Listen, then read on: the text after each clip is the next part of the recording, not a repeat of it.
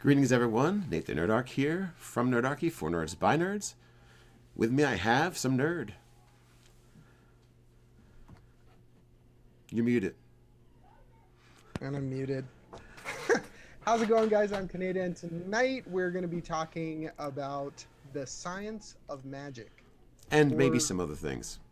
Yeah, maybe some other things. We're planning on having a lengthy discussion / argument about the effect of magic on D&D-esque settings, kind of based on, historically where these things came from, or... And the idea of whether or not you'd go into, let's say, an Eberron style of magic or another version and eventually head towards technology and go take it that way. Exactly. So I think the first thing we should start with is, and how are you guys doing? Is phlogiston. That's what Doug said. Hi, Doug. I think the first direction we should start with is how much magic, because there's tons of questions you have to answer about how much magic is in the world before you try and address something like how much did it affect technology. All right, well, how about we do this like a burger setting? We've got rare, medium, well done. So we've got like a little bit of magic, like Lord of the Rings style pyrotechnics, and really the wizards use swords level of magic. Okay. And then the, more kind of D&D setting, and then you've got like the high magic Eberron-ish setting / like basically you do magic everything. Okay, I feel like Eberron's going to kind of answer its own, like that's fairly well addressed. Essentially, in most cases, what they said is in Eberron, we're going to give you kind of steampunk solutions for everything. Mm. Is that, would you say that's like a fair assumption? Yes, you got a little bit of steampunk, but it's mostly fashioned with magic, that kind of thing, like power suits and stuff. You can buy magic at like the 7-Eleven around the corner. Like magic items are everywhere. Magic heats the cities. Magic lights the cities. That kind of stuff. Exactly. So I think the real direction to go here is to try and figure out how magic would be addressed in settings where there's magic has less of an impact but still exists. Yeah, maybe like a classic D&D.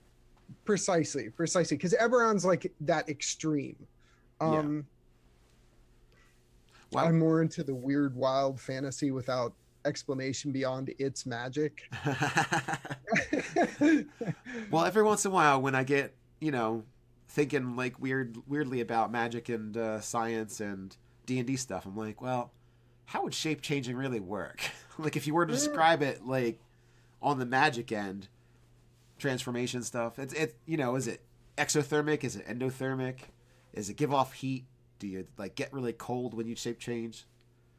I think it'd be pretty cool if it had one of those other kind of sensations involved in it. So you could tell if there was frost lying in the ground and, a mist in the air, somebody just transformed or something.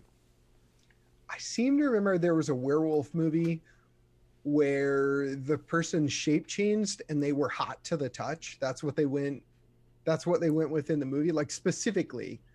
And people becoming feverish before shape change, that actually has a historic precedent where they become where they become like hot and feverish, like they have a temperature. Well, yeah, cause what? And when you get really fevered, you can be kind of have a madness to you. Exactly. All right, I can see that being like linked together. You've got that fevered mind, fever throughout the body, and then you use that energy to transform into the other thing.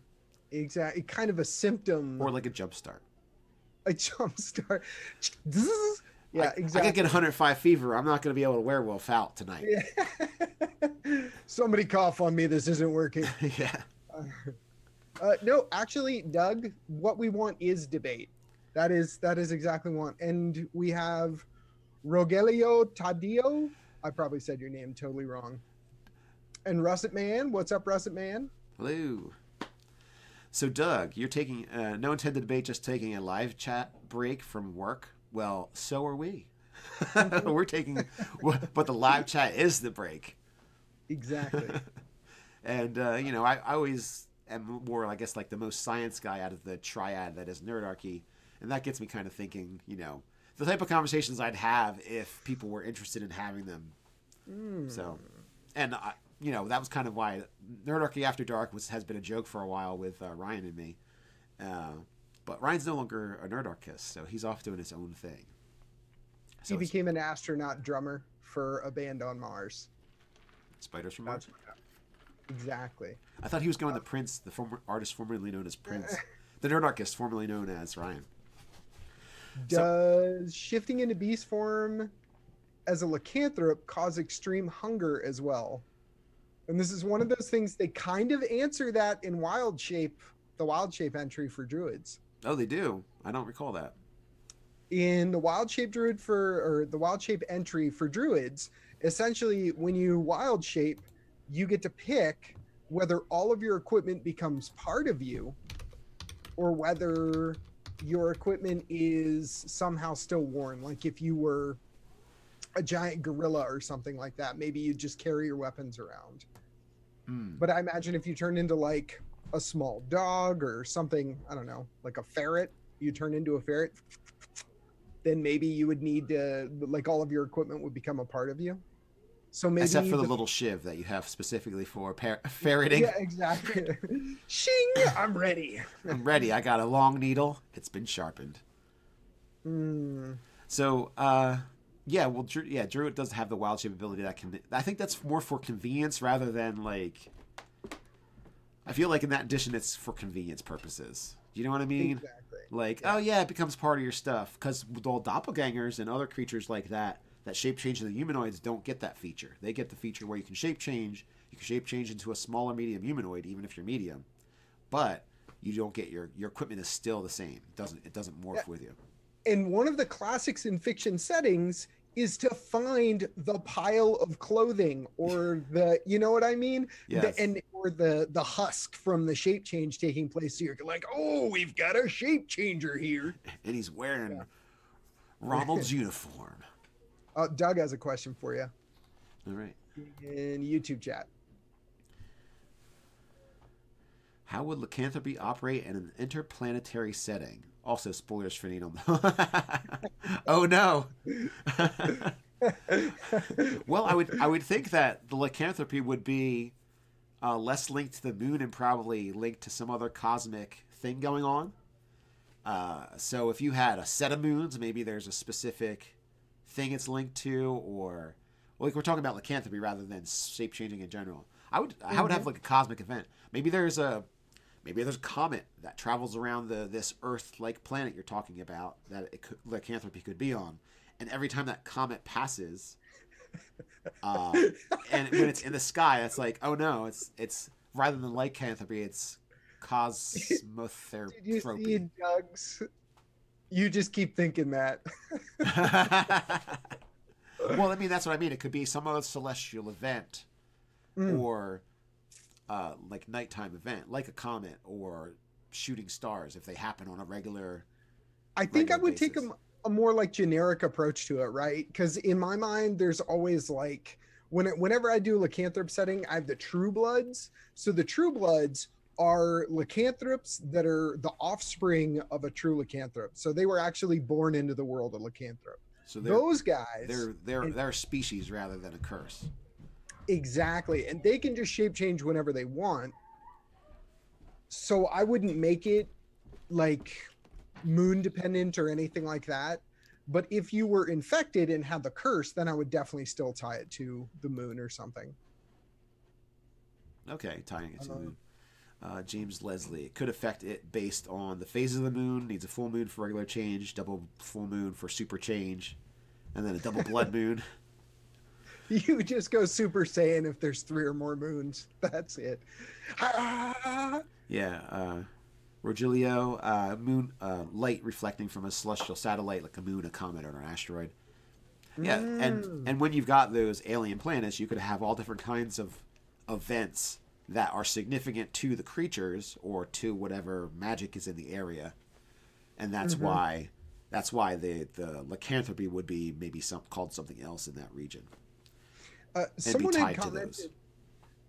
had commented earlier on a large writes all these ideas down. Yeah.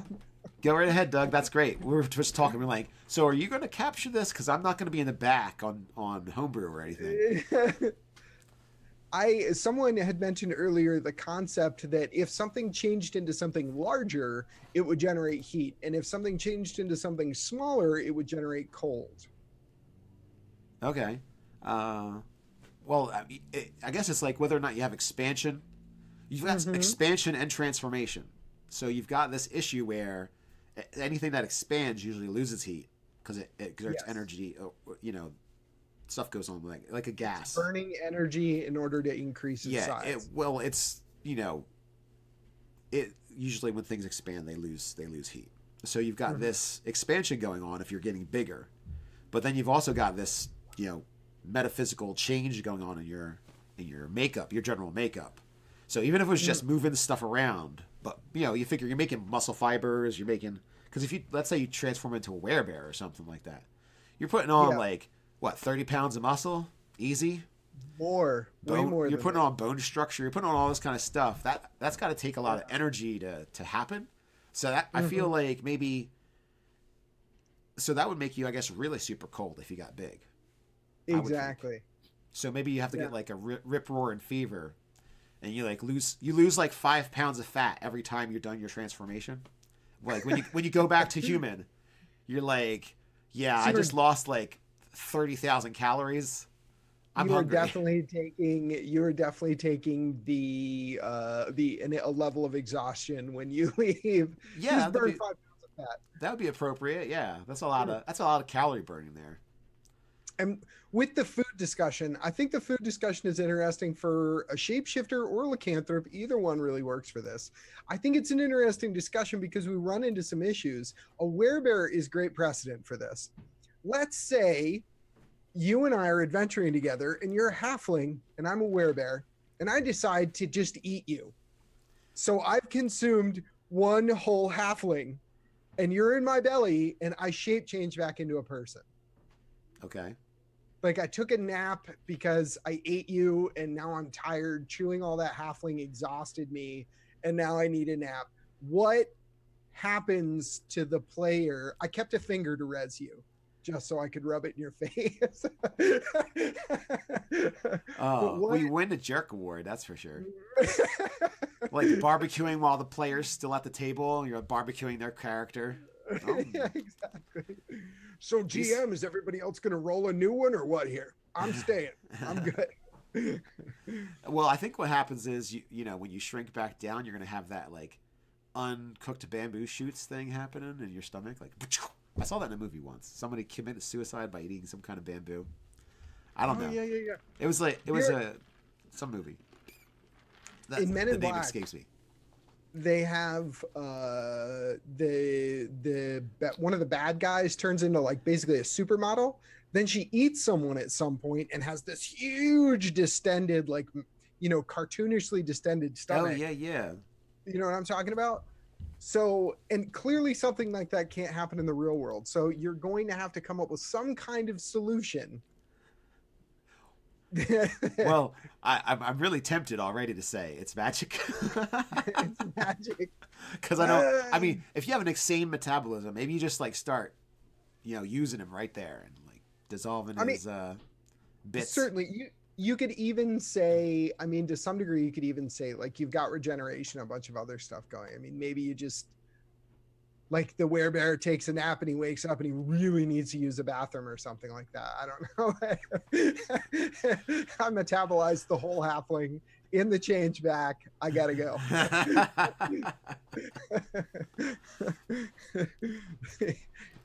It's gonna be a long one. Oh yeah, Selena. Truemate says it was Serlina. Right. She had the weird tentacle things. They super creep me out, man. Can't have Space Invaders without tentacles. Well, you can, but then they're gonna have to be plant zombie monsters from space or something. Warhammer Fantasy, there was a goblin called Grom the Paunch. I know exactly who you're talking about. Ate an uncooked troll that started to regen in him and grew him to disproportionate sizes.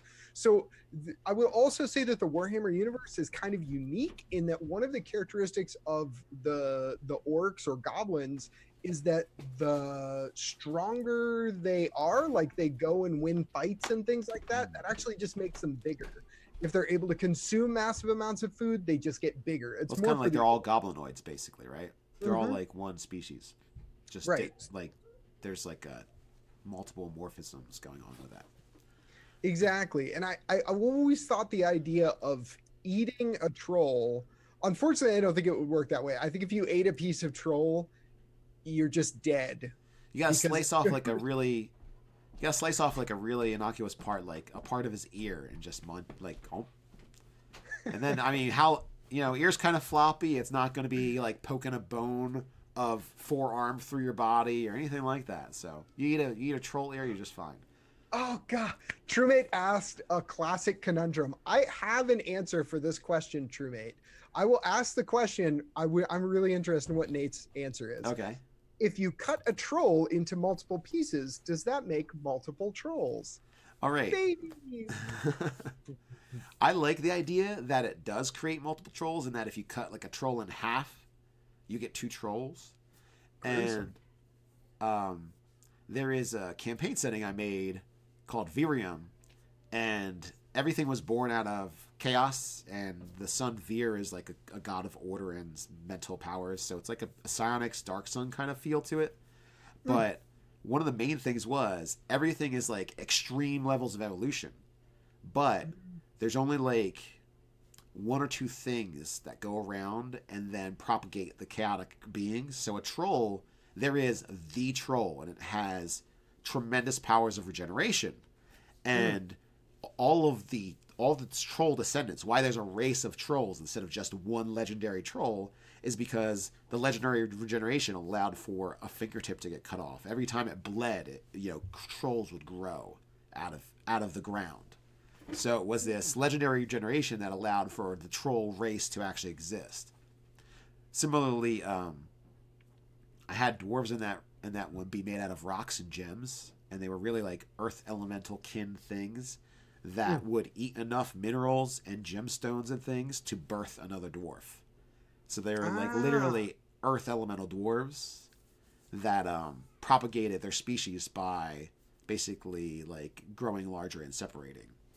And then there'd be like eventually there's like, so like kind of amoebic, but they take on the form of these humanoid creatures because of the. So you're setting your answer to the troll propagation issue is to allow them to be multiplicative by blood or a piece being cut off them or anything like that. Yeah, to a certain point, but I think there's a certain point where you had different players than I did.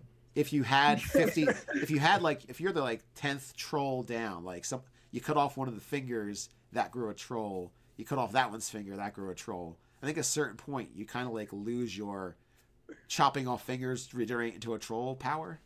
Yeah. Somewhere down the lines, like, so then you'd have like noble trolls, like that level of troll, and then you'd have what underneath. I feel like there would be a thinning of the blood over time. My ultimate solution. Now, originally, I had kind of gone with a similar solution to you, where I was like, yeah, you chop up a troll, you get a bunch of trolls. Until I had a 9th level ranger named Yale who decided he was going to, once he had killed the troll, he was going to save a foot. And every time it started to regenerate, he would cut a piece off, and he was training trolls. So he had all these shackled up trolls in a cave that he was training to fight for him. Those are the kinds of players I had. So my decision was that the piece has to be there's always a prime piece, so it has to be at least 25% of the troll's body that's left over, and then just one piece will regenerate, and you wouldn't really know which one. This is a prime slice of troll. This is a good piece. I got the back fat and everything on this one. It's gonna be fine. We're gonna grill it up with barbecue sauce. He'll grow it back. Don't worry. I got a goblin buddy, can't eat enough of this. I tell you what. What do we got? I can imagine an archmage. Exactly. This is Russet Man. This is exactly what I'm talking about. It's horrifying to have your players have anything that they can manipulate or abuse in that way, especially since I tend to do just kind of off the cuff role play where my players are in just a big environment. They just do whatever they want. That's when they end up abusing and manipulating stuff like that. So, well, that's like when you get, I don't know if we like, but going back to 3.5. Stream hung.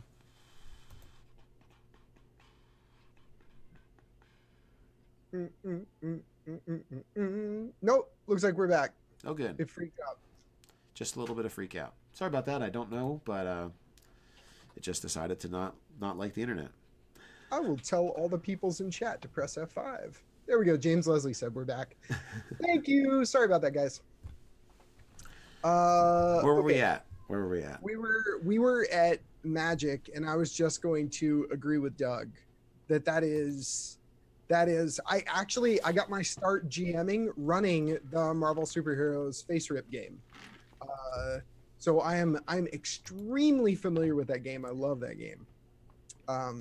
But that game was always off the cuff. A bank alarm goes off, and that's 8 hours later we finish our game. Ranger Roy, how's it going, buddy? Hey, Ranger Roy. Okay, so Magic, the approach to Magic. Depending on the amount of Magic, and we want to approach this from a classical standpoint. We want to approach this from all of you older Dungeons and Dragons players, the connoisseurs amongst us. That's the direction we're going to go from. Oh, really? Yeah. No Eberron steampunk.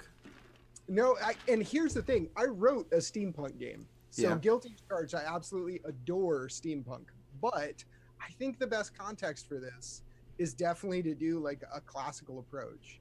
Like a wizard who can cast level 9 spells, there's like 2 on the planet, you know?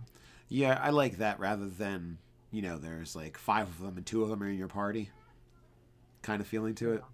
Now, if you have a really large, you got 9 players, that's going to be a different situation. But I was thinking one more thing about the science troll angle thing. All right, so oh god, okay, yeah. So I was thinking about this. So all right, so trolls, I would think they're more of like slime molds that act like an organism when they're together.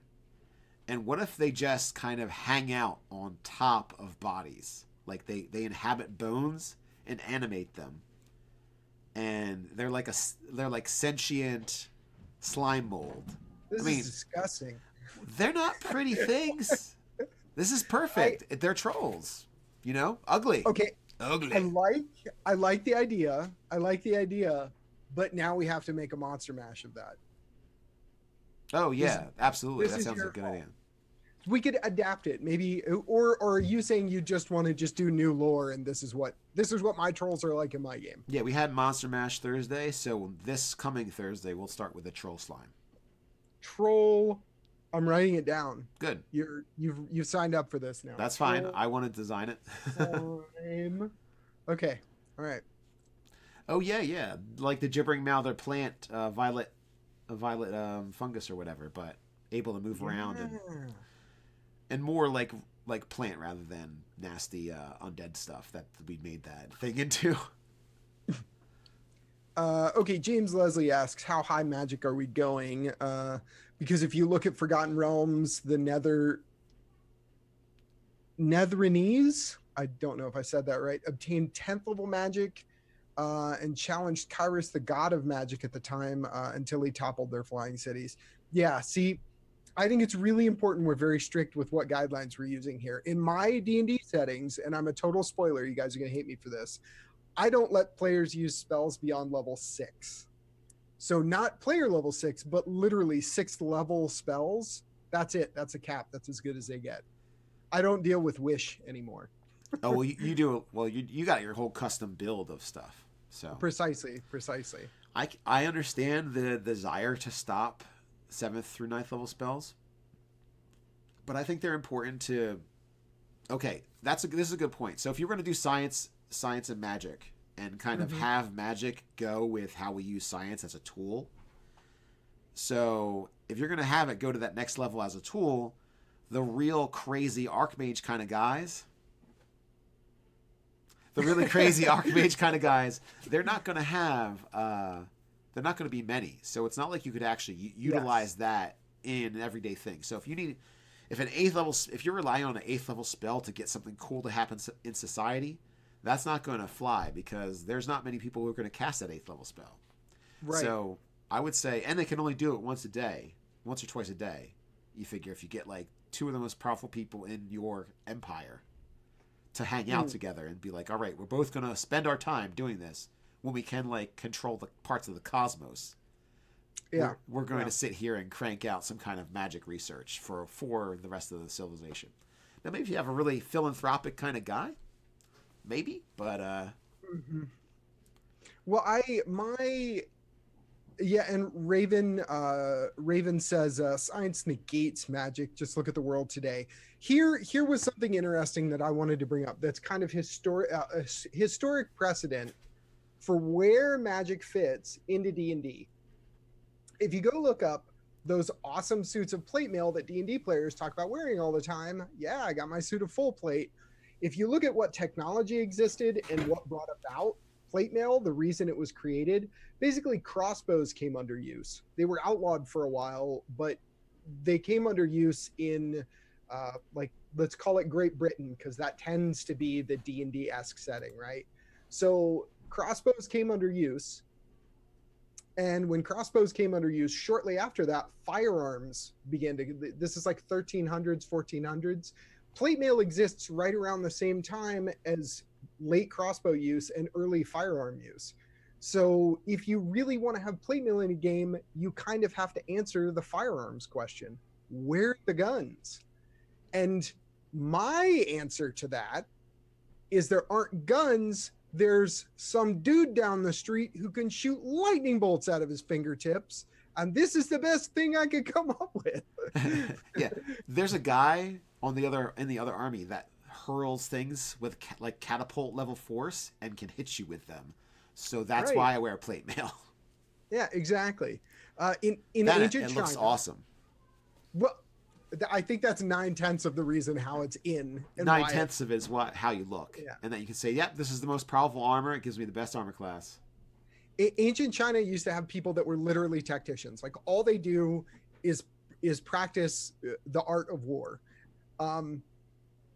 So the idea of a mage being a tactician, like a king would contract out to someone and say, come to me and build siege equipment for me. I don't know how to do it. None of my people know how to do it, but you are special. You can do it.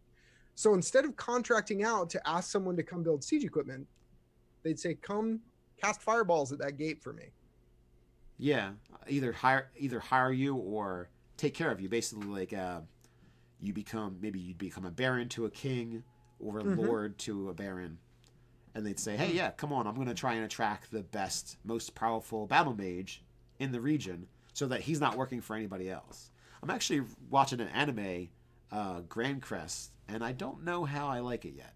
But I'm a couple episodes in, and basically the idea is that the lords of the world have these powerful things called crests, but they also have contracted mages, and that's how they kind of get everything done is they've got themselves and they're powerful, but they also have these like symbiotic relationship where the mages kind of, direct the lords because of the power that they hold, but they also kind of like, the cannon when they need to be. Ranger Roy, that's exactly right. Da Vinci did do that. That's some of his crazy looking ideas. I went to this cool Da Vinci exhibit in Washington State a while ago. Couple of years ago actually now, but they did this thing where they talked about a bunch of crazy stuff Da Vinci built, and then they showed kind of the precedent, like where did this stuff come from, and it was other siege equipment that he had essentially improved upon or completed the design of. So he made some crazy stuff, and I like imagine the tank. Yeah, exactly. I imagine the mage taking the place of that, and the tank is the perfect segue into what could you build with magic. Because a steam engine is not that complicated. No, it isn't. And this is This is where we start to run into problems. Okay, yeah. Well, yeah, this is where we start to run into problems. That's why if you have a high magic, that's why it was so easy to see an Eberron with a high magic, high steam technology, high kind of like magitech thing going on. Because with that level of magic, it just stands to reason that you're going to apply it like a tool in the same way that you apply, you know, that gases expand when you heat them concept from science. So you start applying magic in a scientific manner and using it as a tool rather than as a cool and literally magical idea that is unique to each wizard that studies it, which is still how 5th edition is. And I like another thing about how, I guess I'm making kind of like the case that 5th edition in general isn't going the way of utility magic rather than that kind of like magic is mysterious again. Each wizard kind of, you know, cobbles together an understanding of the multiverse and through their studying and writes it down and then is able to do fantastic things with it. And then even with other wizards' notes, you have to translate that and kind of like experiment and hash it out in your own mind to really comprehend it for yourself to be able to do that same thing. So that, I think that lends to the idea that it's individualized. The magic is kind of individualized. So saying you'd have to have almost a guild of wizards together, right? Before. So maybe like a white tower someplace is going to get together and say, yes, we're all like high class mages. We want to improve the lot of the common people and be loved for it. I'll take a piece of that. I'll take a piece of that guild comment there. Oh yeah. In the medieval era and some of the later eras, they had guilds. In fact, they had guilds for a really long time. And guilds are kind of like an evil gang. That's really the only way I can describe them. Essentially what happens, let's say we're all blacksmiths. If we're all blacksmiths and we all get together and decide we're awesome blacksmiths, some new guy comes and he wants to learn to be a blacksmith. Essentially, he has to be part of our gang, our guild, in order to be able to practice blacksmithing and sell his wares. And so the guild is able to control who sells what and for how much. Spellcasting, because it's such a unique set of skills, is the perfect thing to end up as a guild. Yeah, the knowledge needs to be protected. The knowledge needs to be regulated. Because when you start getting, let's say you get a big city, which is enough to get enough mages together of a decent caliber to have kind of that tower that is able to come up with these fantastic things.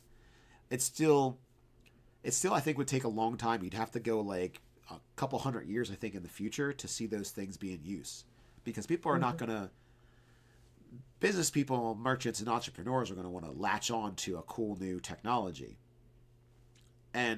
But peasants aren't going to have the disposable income to purchase that kind of stuff. It might improve their lives, like a purify food and water, a well that just did that. That's no joke. That's no joke. You know, that changes like a civilization right there.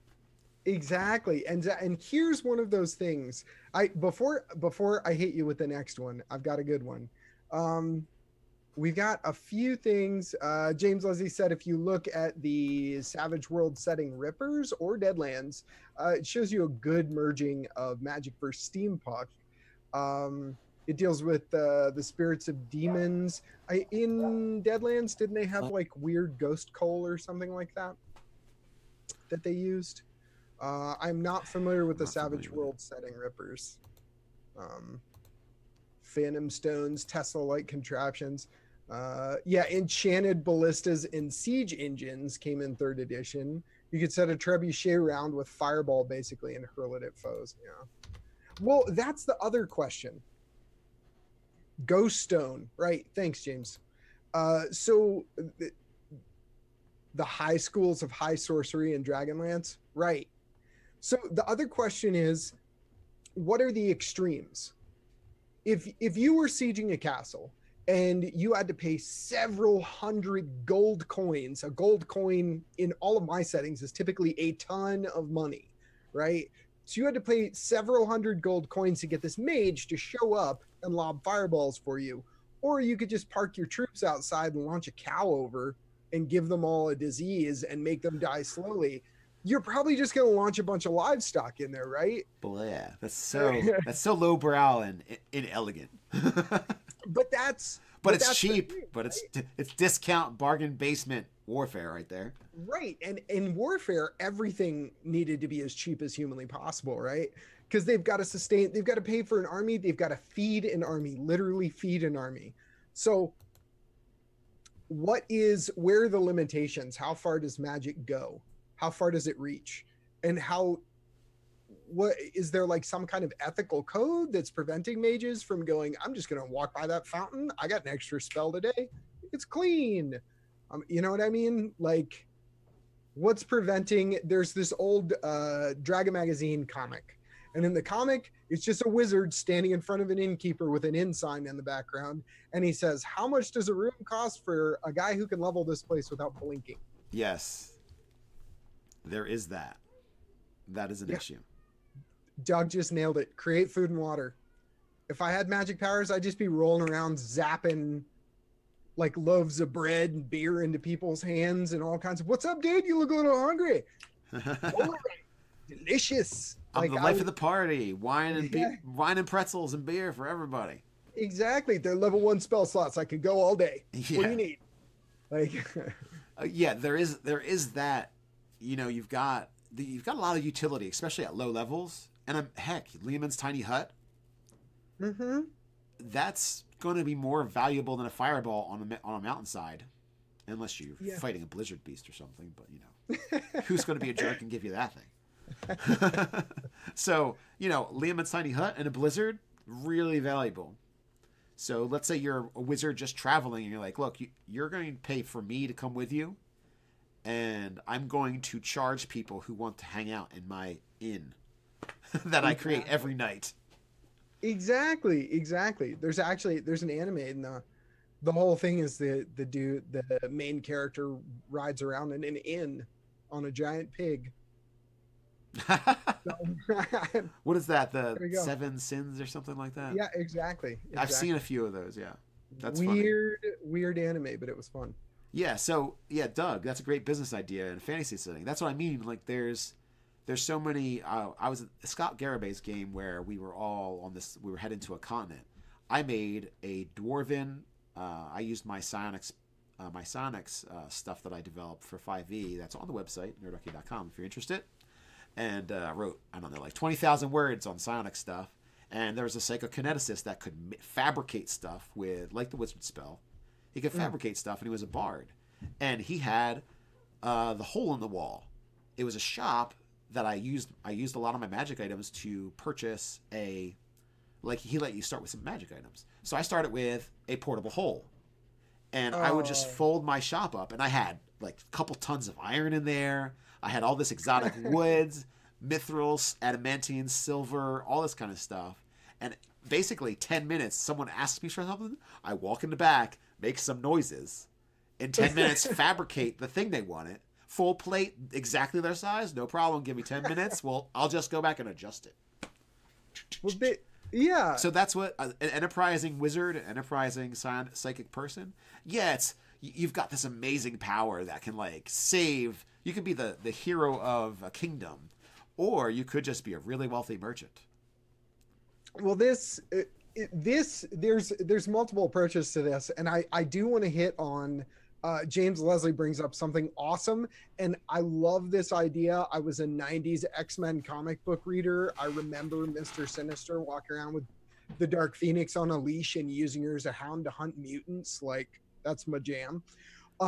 So James Leslie says in Realms, Coromir, oops, I lost it. In Realms, Coromir specifically, I believe, wizards had to be registered, especially war mages who had the potential to devastate areas. So the other thing I was going to say, as far as your enterprising psionicist, is you run into an issue. In game design, I was taught that anybody who has a good idea, someone else thought of it as well. And it really is true. So many times you come up with, you're like, this is the best design ever. And if you didn't publish in 6 months, someone else will. So say goodbye to your design. It's gone. And it's gone. Yeah. So if your character had that brilliant idea, there's a king somewhere with 40 people in shackles that are all your character essentially outfitting an army somewhere.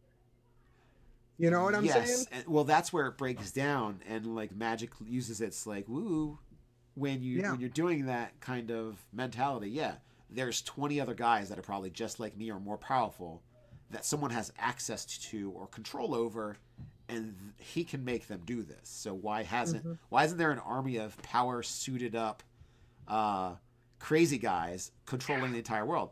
And you know what I'd say to that is you either have to make it so that it's a medium level magic and you don't have that many people. So there's a disconnect between how people can communicate ideas.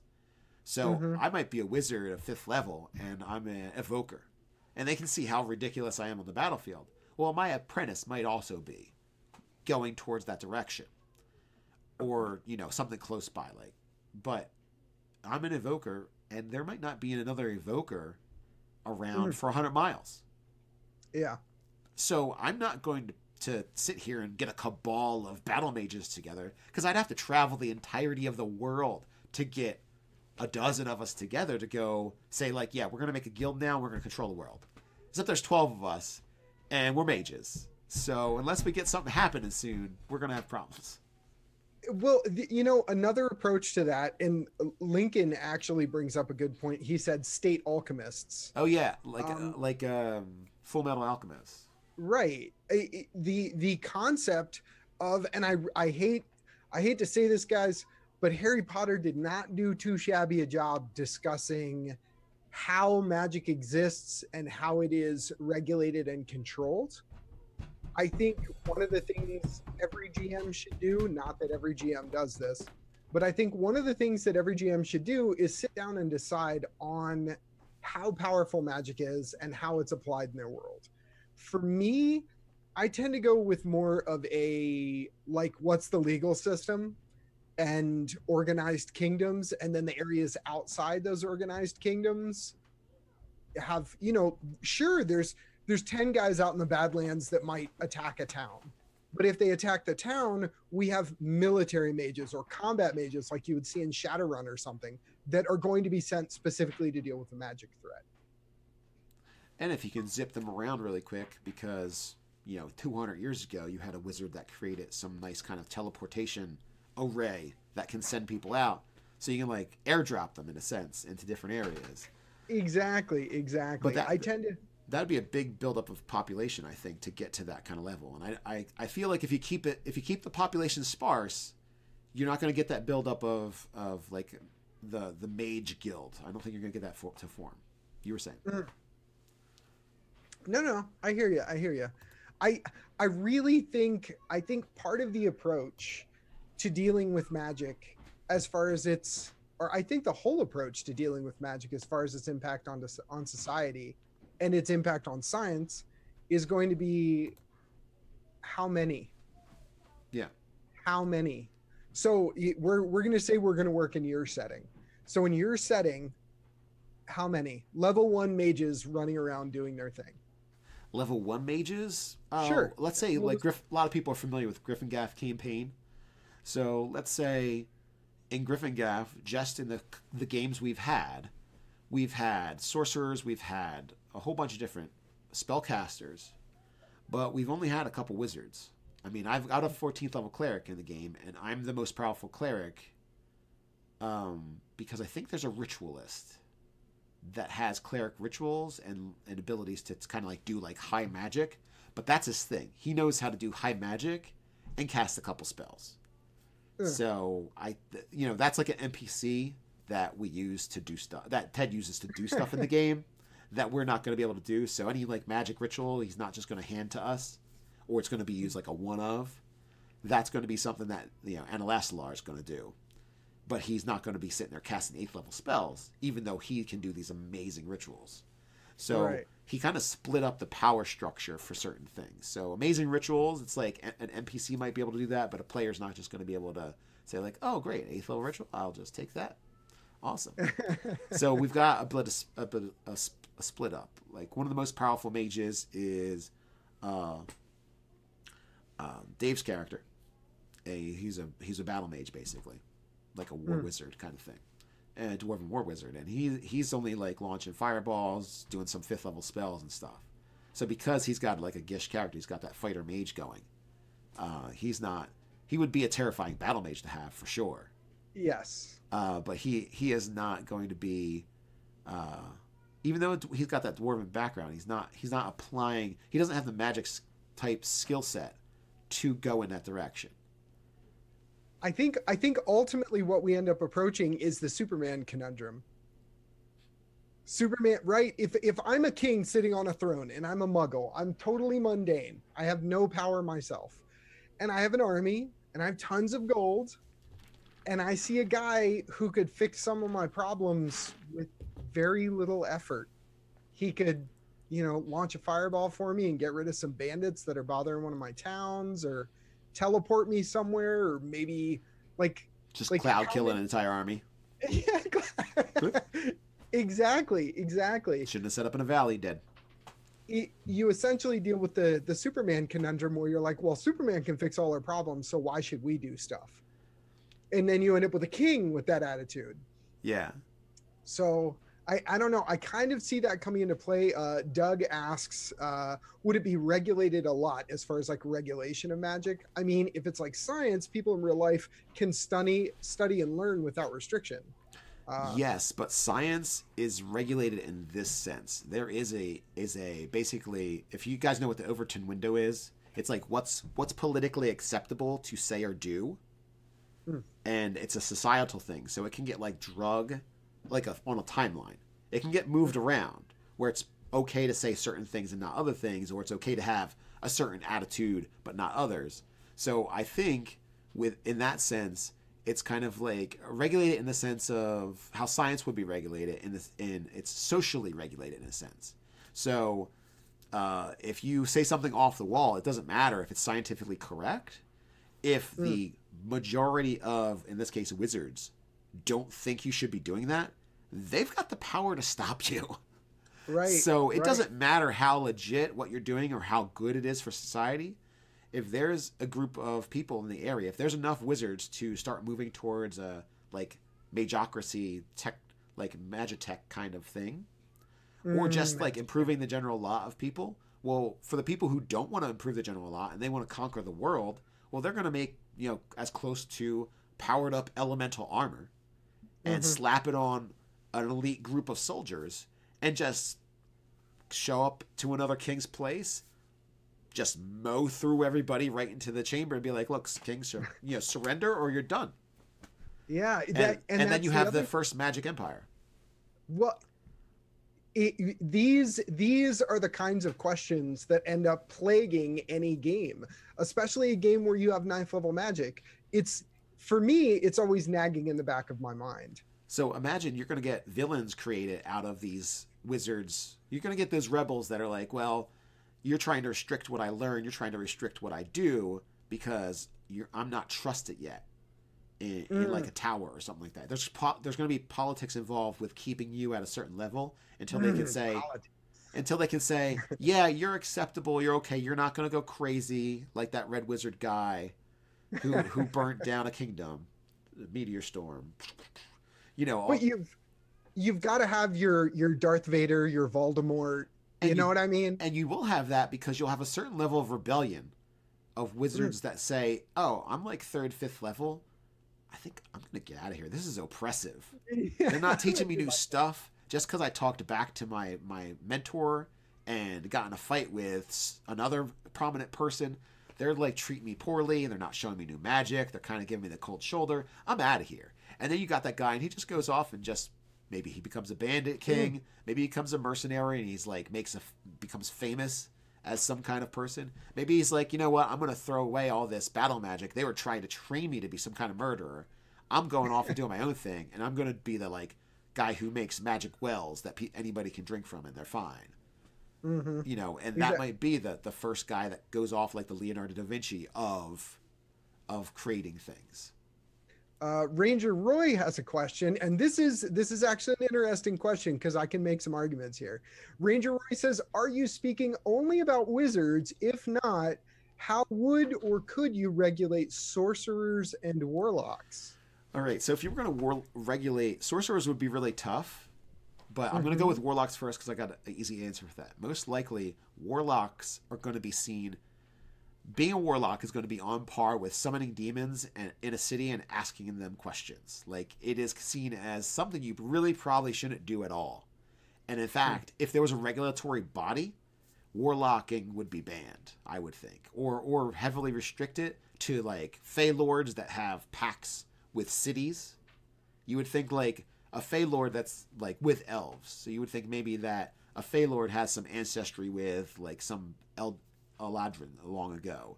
So this maybe he protects a certain lineage, or he takes interest every once in a while in a particular city where some of his descendants live. And so they would probably be able to have a Fey pact with that guy. But if you've got like demon warlock pacts, fiend pacts going on, I would think that in a city that would actually absolutely be like a regulated body. You've like, you know, hand stamp everything, kind of like tattoo on the face.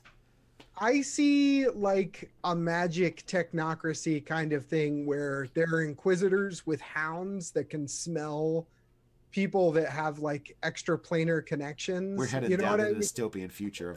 That's magic will make everything better until we have to regulate the heck out of it. That's Doug. Doug said, so would a high magic setting be similar to sci-fi dystopia? Yeah, I would head that to it could head that way 1,000 times over.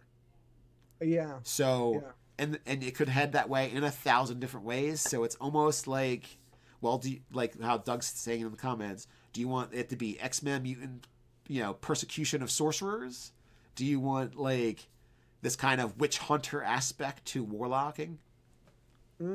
Yeah. See, Lincoln said anti-magic bracers for the non-approved. So one of the things I did, and then it would be parole. You would be paroled as well. They'd have to check that it was still on. How you doing today, son? I'm good. I'm fine. I'm trying to work. Let's see the bracer. All right, number 6832. You're looking good. All right, stand there. I'm just going to magic missile you. Make sure it doesn't affect you when I hit the bracer with it. Exactly. I see. This is the crazy thing. In most of my settings, everything's super regulated, and usually what you have on any kind of magic user or anything like that is some kind of device that they couldn't remove without magic, right? Well, otherwise you can't contain them, pretty much. Mm-hmm. Well, you could do all kinds of weird stuff, like bind their hands and fingers together, have something over that, like a tongue clamp or something that they can't speak. Oh God, no! We don't want to get. That's the trick to being a tyrant, is not scaring your populace. Well, it's a mask to everybody else except who's wearing it. No one else knows it does that terrible stuff. Over someone's face? Yeah, so they can't speak words of terrible magics. I'd use like a control collar or something like that. Like, here's a nice necklace to wear. Ka-chunk. Is it like the V-chip in South Park? Exactly. Try and cast a cantrip. See what happens, buddy. Ranger Roy, Zone of Truth, the tyrant's best spell. Oh, yeah. Especially if he has a whole bunch of like Kingsguard paladins that all think he's a righteous ruler. Doug wants to kill the discussion and just play D&D in this setting. Right, roll your character. I actually, for a lot of the spellcasting I do, I take all of the spellcasting and because I wrote my own rules for this, for my setting, I took all the spellcasting and mushed it, and spellcasting is just spellcasting. You're a priest, you're a warlock, you're a sorcerer, you're just casting spells. Usually, like for the game system I wrote, there was an additional cost to casting, and that was kind of like life energy. And so you could use your own life energy and essentially burn your own health in order to cast spells. Or if there was stuff around you, you could absorb that in order to cast spells. So one of the quotes is, "Fear me, for beneath my feet lay a bed of flowers." And the whole thing is that he'd be able to, and that's sort of the dark side. Kill the flowers and do some kind of magic. Yeah, the flowers would burn into ash. The Defilers in Dark Sun did the same thing. Yeah. So it's definitely a cool mechanic and a nice explanation of how the world stinks over there. Right, exactly. There's also, I love things that leave tangible evidence, like we were talking about with the classic shape changer. In the fantasy movie or science fiction movie, leaves a pile of clothes, leaves a husk of skin, leaves something behind. If magic always leaves a mark on the world that any mundane person can see, that's much more interesting, much more fulfilling for me, especially when I'm building up a scene for players. I think if it was like some kind of ectoplasmic residue or like a creep, kind of like tendrils that get left behind. Creepy. Or when you think about it, like if you've got that orderly, like sigils that show up or that you have to kind of trace in the air, maybe they settle to the ground and burn into the ground, and that's how you can kind of see what goes on. Any element that you can attach to spellcasting, like for my settings, I said no material components unless it's a ritual cast, and then everything else is always verbal and somatic. So you could, I don't know, I see a lot of people's hands getting chopped off. That's that's my head goes dark on that one pretty quick. Hey KB. James Leslie. Masks were used in Bleak House setting to hide asylum inmates and orderlies so no one could tell who was who. It also prevented people from casting or asking for help. I'm not familiar with Bleak House, but that sounds like a really messed up psychological warfare kind of place. But that would, I mean, it would be kind of like if everybody had the same uniform and all you knew was whether or not you were a prisoner or a person keeping the imprisoned locked up. And that was the only thing that you knew. That would be kind of crazy. Is terrifying. On Twitch chat, Black Bug and Pharaoh Nordy, how you guys doing tonight? We are on Twitch and we're on YouTube and we're on Facebook. So we're bouncing between chats trying to get everybody.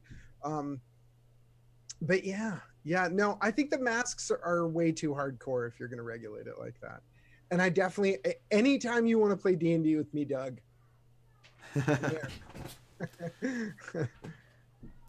Now, Black Bug, you say, how would magic face tech? I don't know if that's a typo or not, but I think you're gonna have to like restate that just so you. So what you're saying? I think as far as maybe what you're saying is how would magic face technology? I think like a face off, like a fight. Yeah, I think what we're saying here is that rather than like a lot of innovations, technological innovations probably never happened because magic existed. You don't need a steam engine to get across the ocean if you have a flying ship. Yeah, or a person who can direct waves to be calm and clouds to like air to push the sails. Mm-hmm. It's just fast. If you're a spellcaster and you're not a very nice person and you make lots of money for being a spellcaster for like kings and other things like that, if somebody said, hey, look, I made this cool new thing, you just stuff some gunpowder in you, you shoot someone, it's just like a magic missile, they'd probably be like, I'm going to burn your corpse when I'm done killing you because you're taking money out of my pocket. If you're a dead man, no one's ever going to find this again. Yeah, so, it's almost like they're, you know, like a mage corporation that's trying to prevent others from a guild. Yeah. This is okay. That's a guild. Yeah. So you'd have them quashing technology basically to stay ahead. Yeah. Charge a fee to step on a magic circle and teleport, airship travel. Exactly, Doug. If you have the ability to create a teleportation circle on the ground that people can just hop onto and teleport to somewhere else, you're just going to be like, okay, my job's done. Fred, I'll pay you a gold piece a day to sit at the door and charge people. And then I'll hire some guards to hang out front, make sure everybody pays. And then retirement secure. Exactly. I'm going home. I'm going to go eat fried chicken, guys. I'm done. Like, that's it.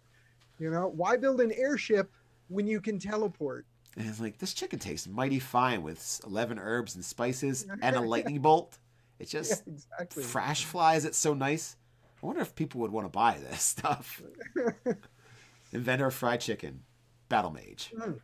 And Ranger Roy, I completely agree with you. Ranger Roy says, I think magic would stifle innovation. Yeah, like literally they would stifle innovation by quashing things that threaten magic, that threaten the power of magic.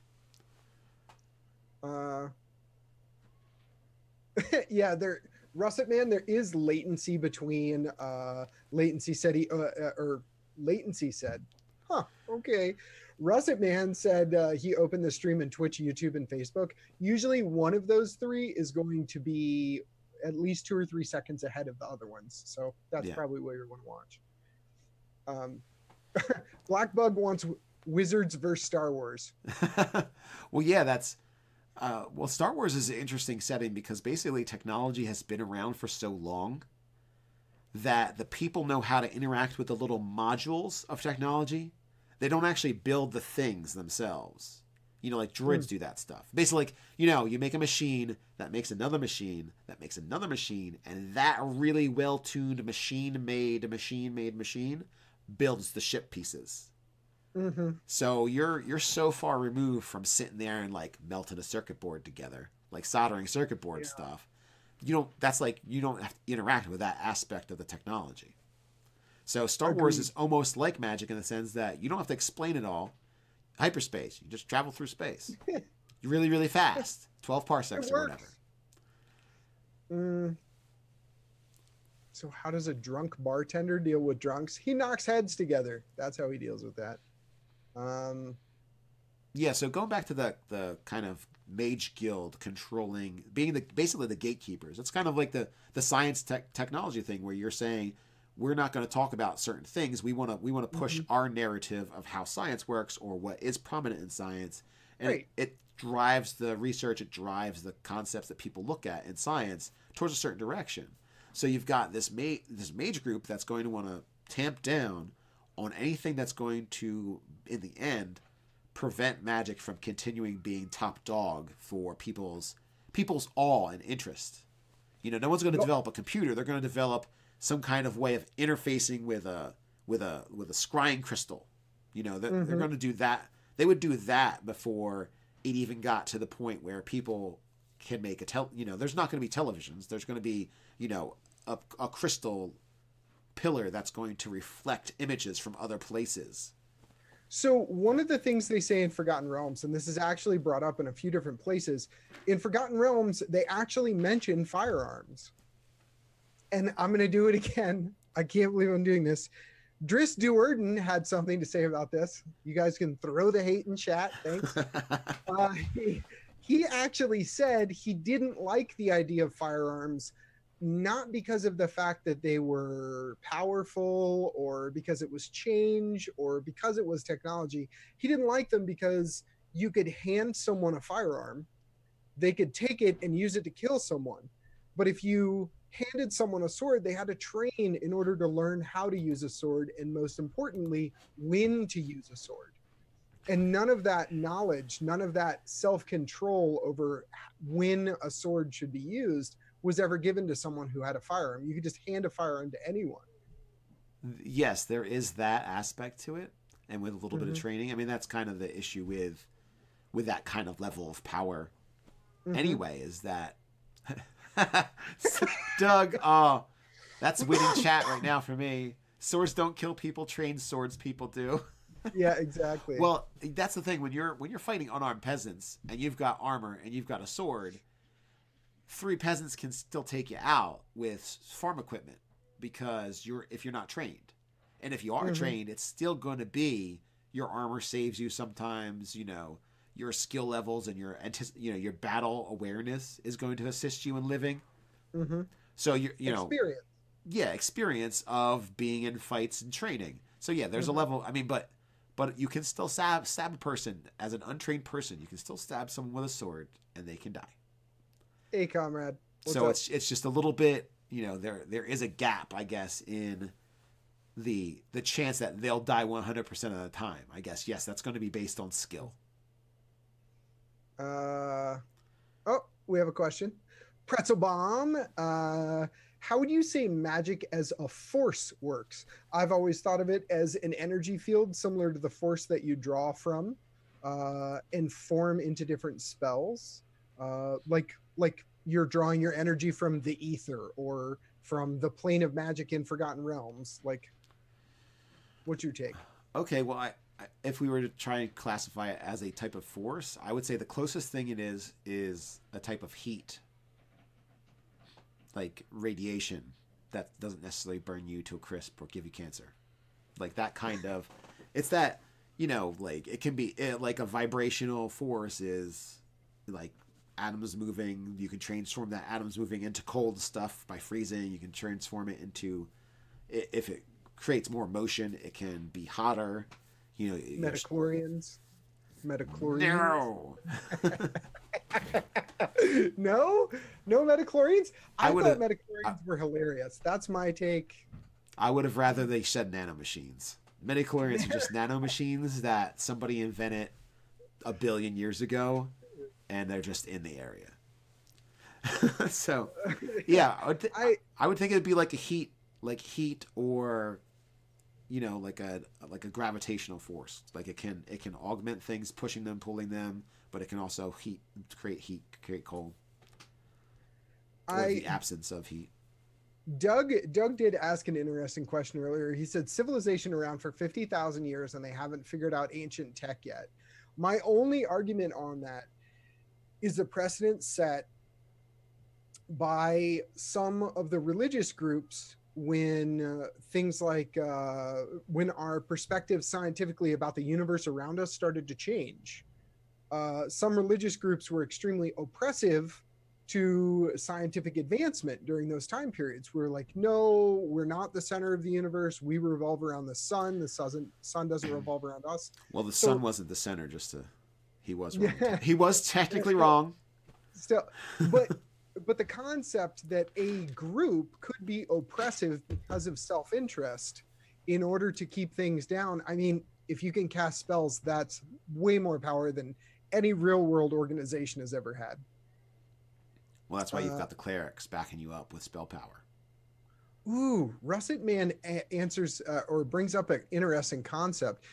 He said, would you be able to deplete the magic available for casting in an area for a little while by casting a bunch of spells? Fireball, fizzle.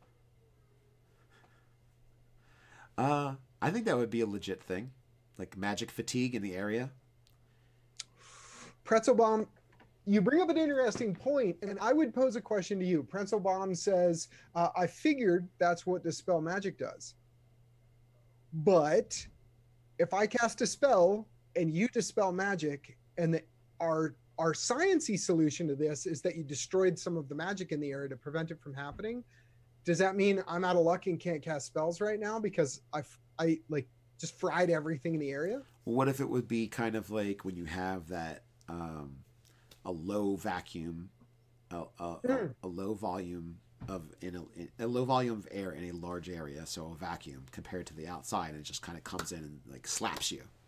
So maybe it disorients you a little bit from like all the magic just coming in from outside of the dispelled region. Be like boom.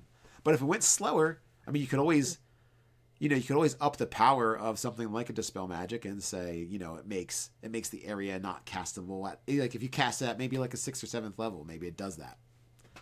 That does bring up some interesting concepts where essentially maybe you could make an area unstable.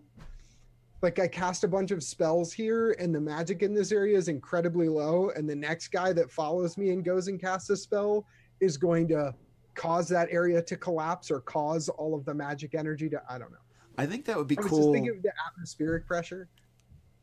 I wouldn't want to do this in a regular D&D game, but if you had, why not? let's say you had, like, we're going to play Wizards in a Tower. Magic duels, what counters what, all that kind of stuff. If you were to do that, I think that would be really cool to have, kind of almost like some kind of tactic rules where if you use certain types of spells, either in combination or directly after each other, kind of creates some kind of weird resonance. It would be an interesting, kind of, if you're going to do evocation all the time, maybe that zaps the energy of the place a lot. So there's a certain point where you just can't cast any spell levels of certain magnitude in an area. You have got to go someplace else. You got to move like a certain amount of footage away, or you're just going to be shooting magic missiles and that's it. Mm. That there's so many. All right. I also said in my campaign setting, magic comes from stars and spell slots are regained by charging your arcane focus outside like a solar panel. So you go outside and you're like sucking some star power down, got to get this bad boy all amped up for tomorrow. A lot of orcs to kill, a lot of goblins to slay. So is that you always want to have a backup battery? You always want to have a backup arcane focus? Leave one charged? Right. It does bring up the question, the super well prepared. Technically, I have 4 arcane focuses. Tuesdays tend to be cloudy, so I double charge on Wednesday. Like you never. It's like having extra solar power and a bank of batteries, exactly, so that you can like keep running your TV. Some dude with just a bag of sticks on his side, just Mondays ready. Stick it back, grab another one. So Ranger Roy says, question for anyone. Think we can see Mordecaine's Disjunction and Mordecaine's Tome of Foes? I would like to see some more spells, especially famous wizard specific spells. I think that would be really cool to see in that book. Not sure what's going to all be in it, but I think someone's writing an article up on it, hopefully for Nerdarchy. And I'll just read that one.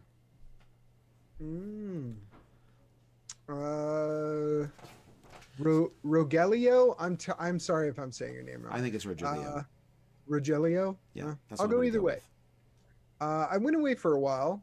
Oh, but he came back, and now he has a new mechanic for how to spell magic works. You change how the energy manifests magical energy to kinetic, so a sound wave is emitted or a flash of light. That could be interesting. Okay, so let's say you've got an enchantment running, and another guy dispels it, then it would like pop or something. Is that what you're saying? Like you would take the energy that's kind of interwoven to create maybe invisibility, and it would just blast out in a flash of light. I think that's a really nice flavor element, I think, to add to dispelling magic. Or well, like I said, I really love the idea of controlled magic, guilds, laws against it, that kind of thing. All right, KB, I'll see you later, buddy. Thanks for hanging out, man. Thanks for hanging out. Okay, Pretzel Bomb's got more for you. Yeah. Get ready to expand your mind. What are stars in D&D? Dad, why is the sky blue? Gas balls in space, the outer planes, tears in the astral plane, or tears in the astral plane. Well, it depends. Are you playing Spelljammer, or are you playing let's Earth-centric cosmology? If you're playing context. Let's give context. Do Spelljammer first. All right, Spelljammer, you could absolutely make it other planes, or it could be the what's it called? Directions in the flow that kind of line up with other places. So you're almost like they're magnified through it or something. So you might be able to see like a distant star that's going to have planets around it because of the way the tunnels or the direction of flow or whatever line up with things. But I would say, totally make them like suns and things, just not too far off, so you can actually interact with them, rather than have them be galaxies that you're never ever going to get to in Spelljammer. I tended to go as far as like what the stars are and what the sun is and what the moon is. I tend to go with a very like crazy deific lore. Like in one of my settings, the sun is just a huge disc, and on one side all the gods live on it, and on the other side it radiates bright light. Okay, basically from the gods being like standing upon the surface. Right. Their leftover awesome shines through the other side. Their awesome makes flowers grow. They're that awesome. But the idea is these would be like the kind of stories that people would tell each other. Like that volcano has an angry god in it. Or a salamander or a dragon, And then, yeah, exactly. And then, I like a dragon better, and the idea is that nobody can really verify if any of these stories are true because nobody's been out to the sun. So you essentially set it up as just, this is what people have been saying for the last 1,000 years. It's a giant disc with the gods on one side and beams of energy coming out the other side. Unless your characters are going to go to the sun sometime soon, you're good. Yeah, so with that, I would say, for example, in Ulfgania, where we've got the dual sun system, we've got basically a mega Earth with a ring of ice being around the center because we've got two suns. So we've got like terrible deserts on the poles, and then we've got this really cold region around it. So it goes like desert to more temperate, well, desert to tropical to temperate to like more tundra Arctic, and the Arctic is the band around it.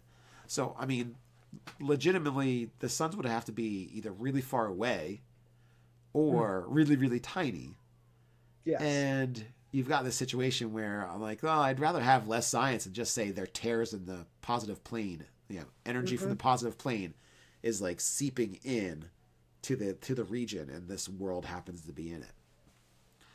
And we could totally describe it that two of the gods of light decided that they didn't like each other anymore. They got into a fight, and they're like, "Screw you guys! I'm going to take my light and go over here, and I'm going to put a nice big wall barrier of frosty stuff. You're not going to be interested in coming by, so I'll never have to see your face again. We're done for eternity, literally eternity."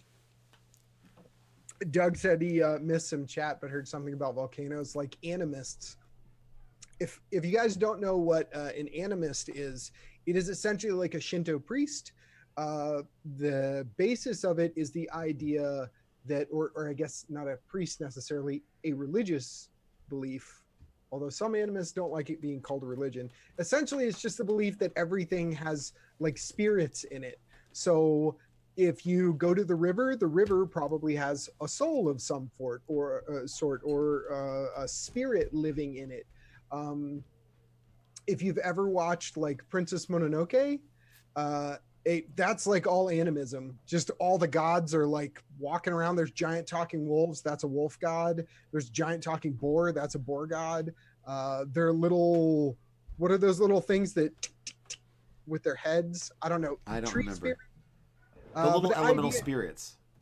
Right, little elemental spirits. So the idea is that the whole world is full of these spirits, and that's actually one of the core reasons why I changed my magic system, is because being a cleric or being a warlock can't be a thing anymore because there aren't any gods. All right. So wait, so you're doing kind of like the spiritist, like animist. It's complete animism. Okay. It's complete animism. So I couldn't have warlocks or clerics anymore because there's not like a god to go worship. Yeah, but like a mountain deity should be able to have a warlock. Oh, he's just a spirit. Yeah, but he's a super powerful spirit. He's the entire mountain. Right, but it would be like me going up to you and saying I want some powers. And you'd be like, "Okay, I can follow you around and do stuff for you." But I don't like shoot I-beams or anything like that. Like, so like each spirit is kind of its own. We all know warlocks aren't that powerful anyway, so it's pretty much on par. If I just go around and do stuff for you, Kienata, that's pretty much it. Warlock, I could be a pact guy. My warlock pact. Sorry, I just gave out some serious warlock hate. We all know they're one of the weakest class. They're awesome flavor, but man, are they weak. So anyway, yeah. So what about Moon? All right, the Moon goddess, Moon spirit. They're called. That's another thing. Like when you go from spirit, like here's a river spirit, or here's a pond spirit, or lake, or swamp, or whatever, and then you've got the Moon. They're on a different level, man. Well, typically in settings like that, something that's that big is very elemental, and so like the Moon spirit, its only ability would be the oceans. The way the oceans move is dictated entirely by the Moon spirit. So maybe fish or something, maybe you could interact with aquatic life in a certain way, but essentially that's its reach. That's its domain. Yeah, that's its domain. So it would be incredibly specific to try and be a warlock in an animistic culture. It would be more likely to have someone who's like, well, I have an ancestor spirit following me around, or I have, which I admit having an ancestor spirit follow you around does blend some of the later integrations that animism got, but. All right. So science and animism here. Yeah. You want to be a warlock pact. So on the best moon of the year or the decade, whatever you want to say, let's say you're an older guy or gal and you're like, I'm going to get the moon spirit to like me and give me powers. I drown myself in the ocean during a high tide on a awesome moon, and I get washed up on shore and I'm alive. I feel like that guy or gal will carry around the ocean forever in their bodies, someplace. It's a part of them now. And then they can just take that out into the world like a warlock is meant to do. They're supposed to, they've got their power from their more powerful person than they are, basically. And they're taking it out into the world to be an agent of theirs. So I think if you had the Animist stuff going on and you did that, you're a warlock of the moon. It would make sense. So for Nordion, Twitch chat said, why not warlocks? They could just go make a ton of contracts with different like-minded beings. And the example he gives is go to each and every river in the area, instantly become the best ferryman in the area. And you just go, hey guys, come on, River Spirit, talk to me, buddy. We got to work something out here. I want to go across every day. Well, I would think that would be like a small. Has anyone seen the what are they? Maybe. Jim Butcher's series Calderon. Everybody had like an elemental spirit, and based on how powerful you were at being able to call a particular one, basically they were called fairies, were the elemental spirits, and you had, you were akin to one of them. So the idea was every time you called forth it could do different things for you, help you out. It was kind of that techno-magery in a sense, because if you were a farmer and you had an earth elemental spirit, well, hey, plow in the fields, bam, done. I just told my elemental kin guy to do it. He did it. I just had to summon him and hold him in the world. So everybody's kind of got like warlock power in a sense. So it would be like you could have commoners that have like, oh, I'm a ferryman and I can take you across this river because me and the river fae have some good relationship going on. We got a deal. Yeah, we got a deal. I throw stuff in there. He takes me across. Exactly. Doug said animism sounds sciencey in a way. If there really are spirits, you would need to approach it in a specific way to get results. And that's kind of one of the overriding themes in animism, is that every single spirit is like a different person. Rather than saying a earth elemental, it would be the earth elemental Frank, who's his own person and does his own thing. How to make friends and influence the spirits. That would be a book. So his question would be, you'd have to talk to them a specific way, and then would those results be repeatable? Well, if you know a culture, there's a certain way you can talk to people in a culture and get pretty good results with the majority of people. So it is kind of replicatable in that way for interactions of people. So if you know like the psychology of what you're interacting with, so if you had an in on how spirits kind of think and interact, well, it's just like understanding the Fae in a regular D&D setting. They're going to act a little bit different. I mean, Eladrin are really hard to pin down for understanding them, and I would think Fae Lords would be even worse. So, but if you know the rules that their mind plays by, so I think in that same way you could get replicatable results interacting with spirits in a D&D campaign that was more animist based, if you understood kind of their baser instinct of how they deal with stuff. Ranger Roy wanted to let you know that the warlock he played in the fan game with you was pretty cool. I like warlocks. Don't worry. I do like warlocks, and I think they're fun to play. But they're just Eldritch Blast cannons when it comes down to damaging and stuff in the way that it's set up, I think, right now. Do you think arcane users, this could be interesting. Smithy asked, do you think arcane users should have to eat rest more due to the energy they spend altering the laws of physics and the strain of channeling reality warping power through their bodies? I like how you worded that, by the way. I dig that.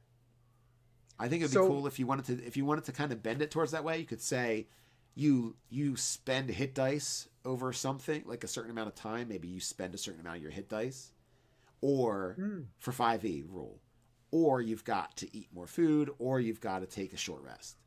So it's like take a short rest just to not lose hit dice or incur a penalty.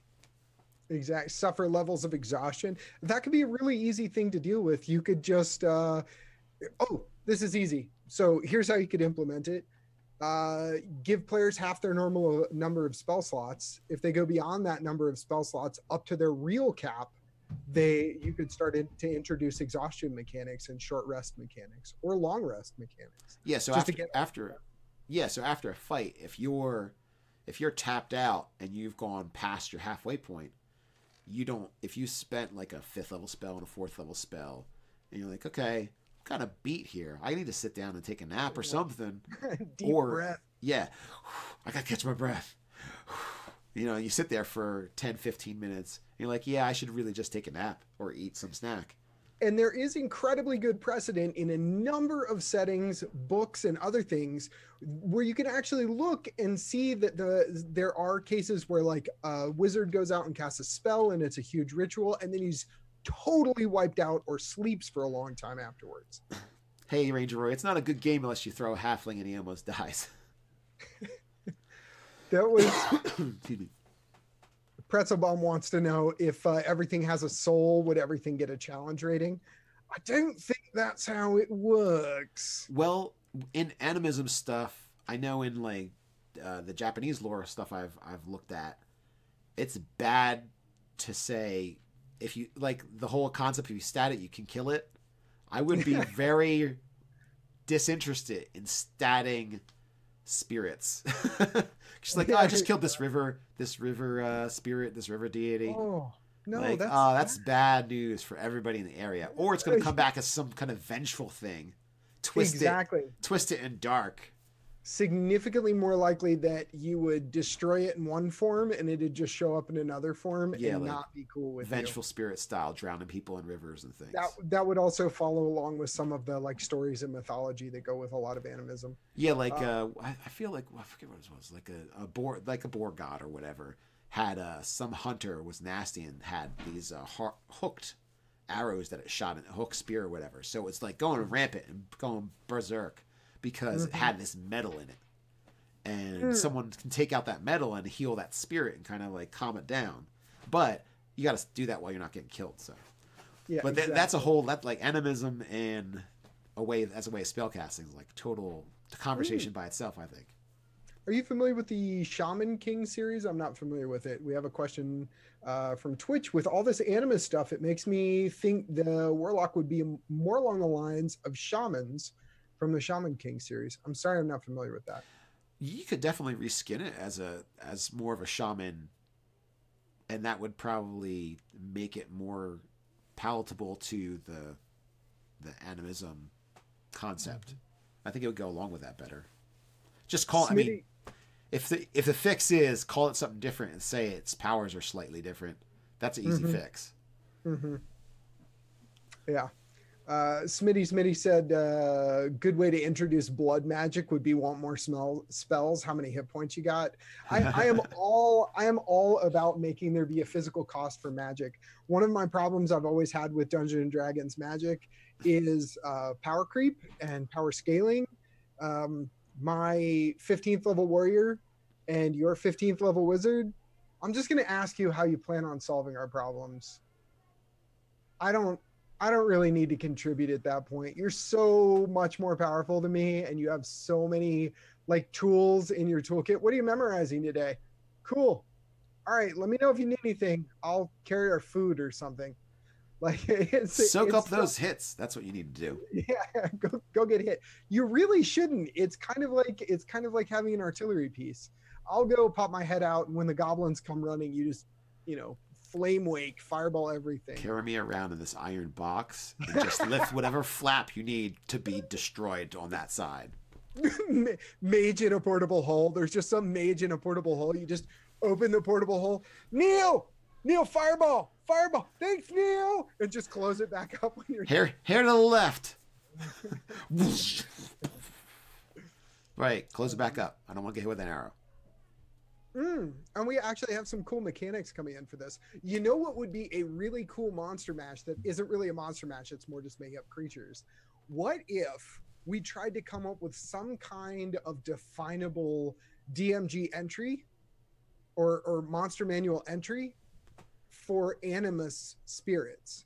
So the concept would be you have the different kinds, but they would essentially be like emotional ranges. Like this is the lovey-dovey happy one that's having a good life. This is the vengeful one that's not too cool with you. This is the one that's just angry because it doesn't like the fact that all the trees got chopped down. You know what I mean? I think you'd probably start with a dryad and add will-o-wisp if it's vengeful. That would be a monster mash right there. Or you could do will-o-wisp elemental and then take off some of the will-o-wisp powers. Peel back that, dial back on the undead template nastiness part of the will-o-wisp. Lincoln wants to know if we're turning wizards into Pokemon. Well, choose you. When you have a special lantern and you find a little fire elemental newt, guess where it can go? In that little special lantern. And now he's captured forever. Oh. And then you get another special lantern. Put somebody else in there. I've never been in more than 2 games where the wizard was played properly. I just keep watching the poor wizards get mauled by bad tactics. Oh, well, yeah, I really hope that changes for you, because I have to be honest with you, wizards, the power level of wizards was the first reason I said, okay, no spells past 6th level. Nope, be a wizard, go ahead. And then I changed how spell casting works. So instead of having that higher power tier, you just have more utility. Instead of going, I prepared X spells, you're like you see a lot of wizards in a lot of fantasy settings. They go, oh, I know what spell's good for this. And you just pick from known spells and cast. Evocachu, I choose you. Use Thunderbolt now. That is excellent. So there's that danger. Oh yeah. In Zelda. Thank you for following Shotokudan. Sorry, I missed part of that. Thanks for the follow, homie. Welcome to the nerd family. Zelda for capturing. You capture all kinds of things in Zelda. I think my dog is going crazy. I think probably every single time my wife plays the new Zelda, Call the Wild. Is it Call the Wild, or am I thinking of a different game? I gotta be honest, I didn't play all the Zeldas. Oh, I'm done. I'm out. No. Sorry. So here's my NES card. Yes. Give me that. What are you doing? Just make sure you blow on it first or it won't work anywhere. Seriously, I have a copy of Bionic Commando that's seen better days, man. That thing, every time I want to play it. Breath of the Wild, Doug's on his A game. Doug, why aren't you here right now? But yeah, in Breath of the Wild, you capture fairies in jars, and then you're like, that's classic. Heal me, fairy, get out of there. Give me some. That is messed up. There's nothing about that, because my first thought of a fairy is Tinkerbell from Peter Pan. Okay. Can you imagine you capture Tinkerbell in a jar? Tick, tick, tick, tick. Stay in there. Yeah, she'll give you some attitude there after coming out. I'll free you when I'm at my weakest and about to die. That's... Mr. L asks me specifically, would I assert in public the coolness of necromancers and the general superiority of wizards to other classes? Please. I will absolutely say, especially if you watched the Think Geek Halloween special this past year, that the coolness of necromancers, that level of coolness is high. And yes, I agree. Wizards' superiority over classes, absolutely.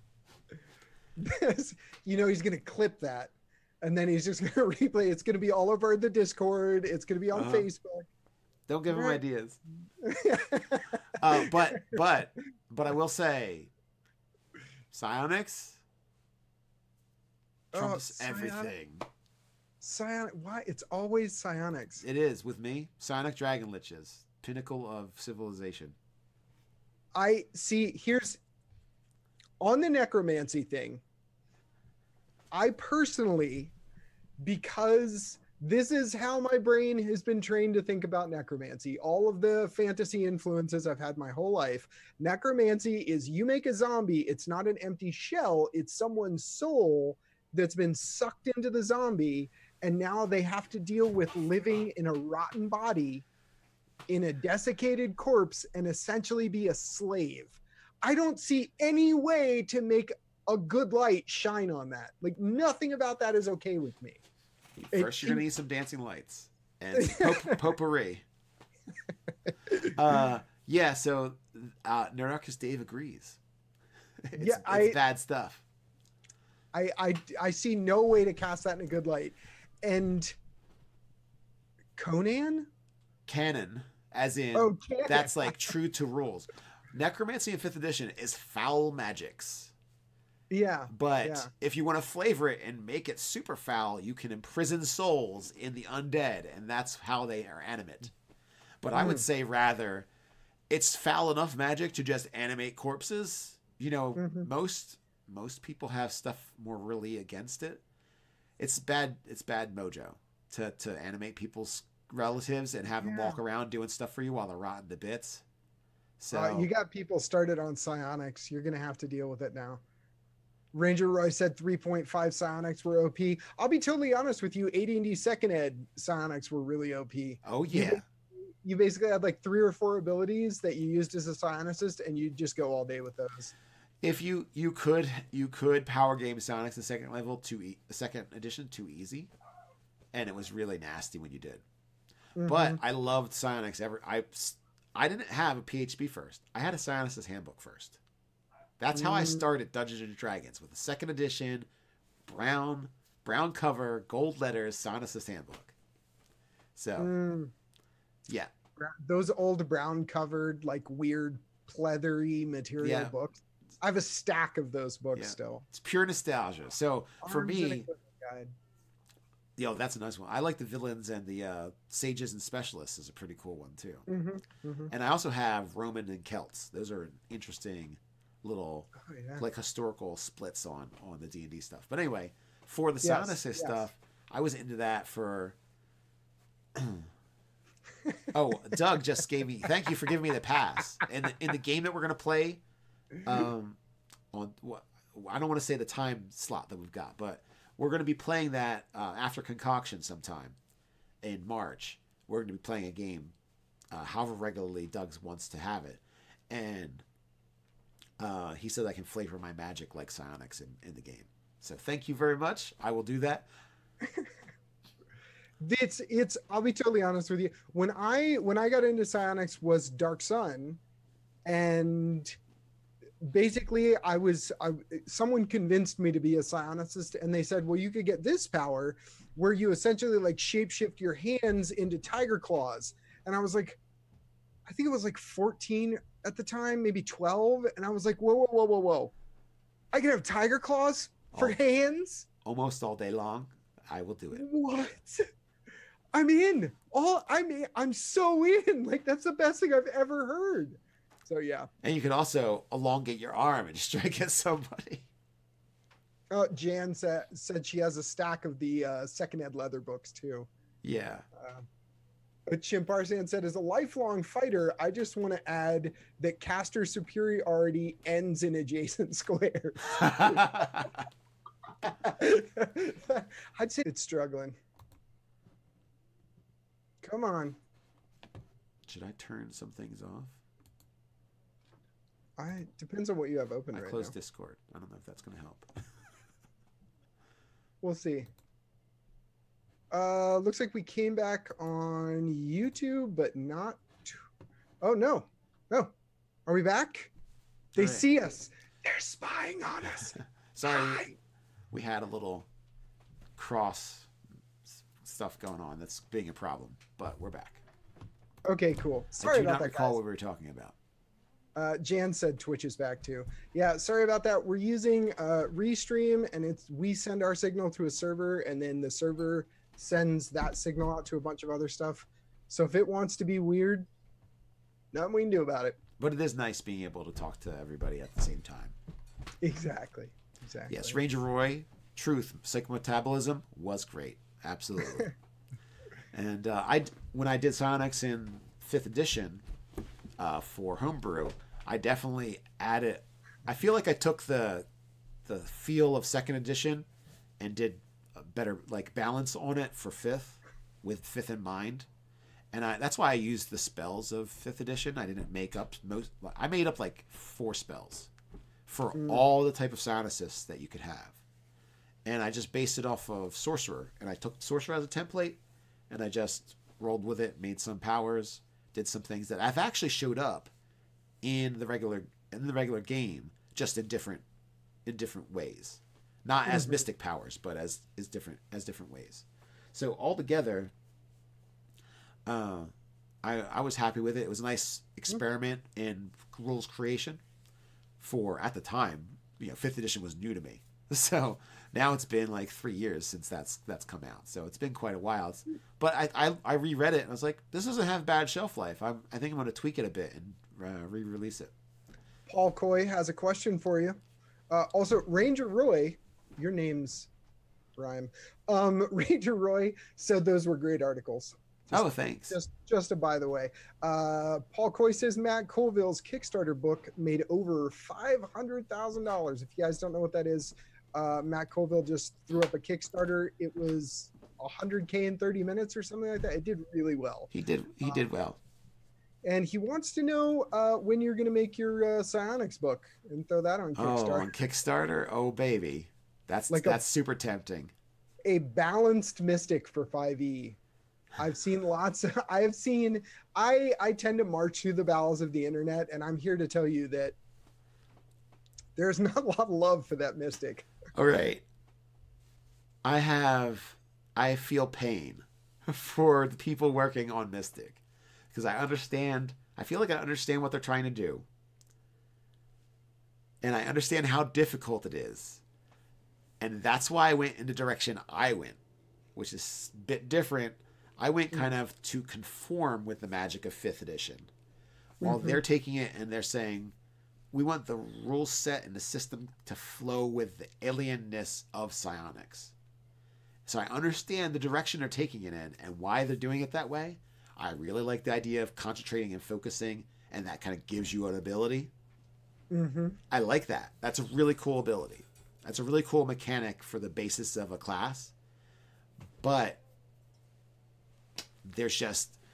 I like the elegance of the 12 classes in 5th edition, and I really feel like that elegance needs to stay and continue, and I'd rather see you just build upon it to transform that into Psionics rather than create an entire...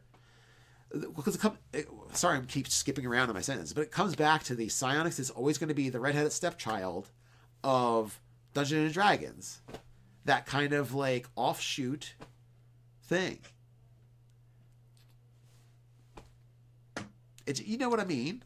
It's just like it's off to the side all the time. I think ultimately Psionics, if you wanted to address Psionics correctly, the first thing you need to come up with is some kind of mechanics that are going to be approachable.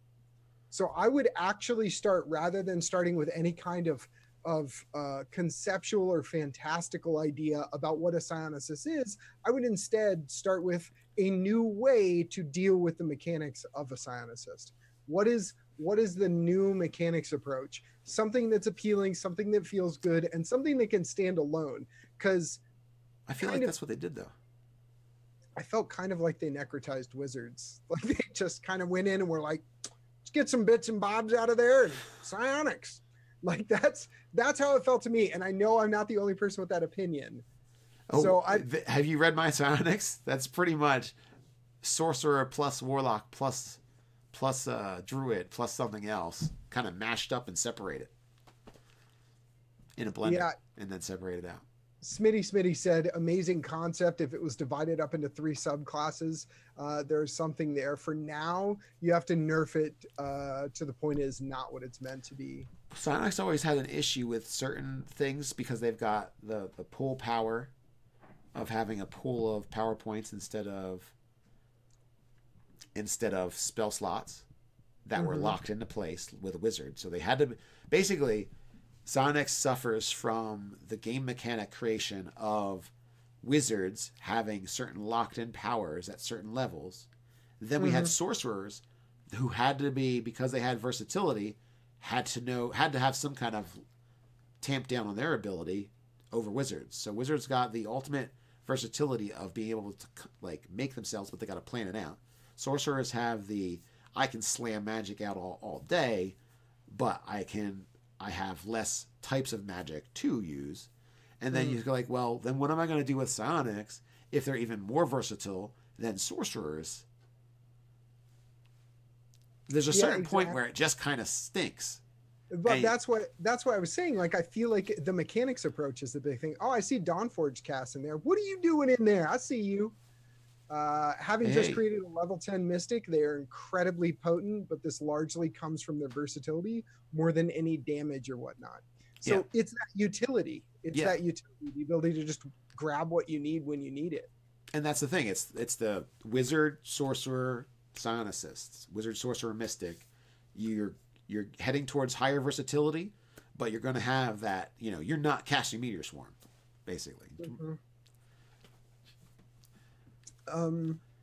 Ranger Roy brings up interesting questions about interaction. Like, as a GM, how would you handle it? So are magic and psionics tied together or separate and therefore ineffectual against each other?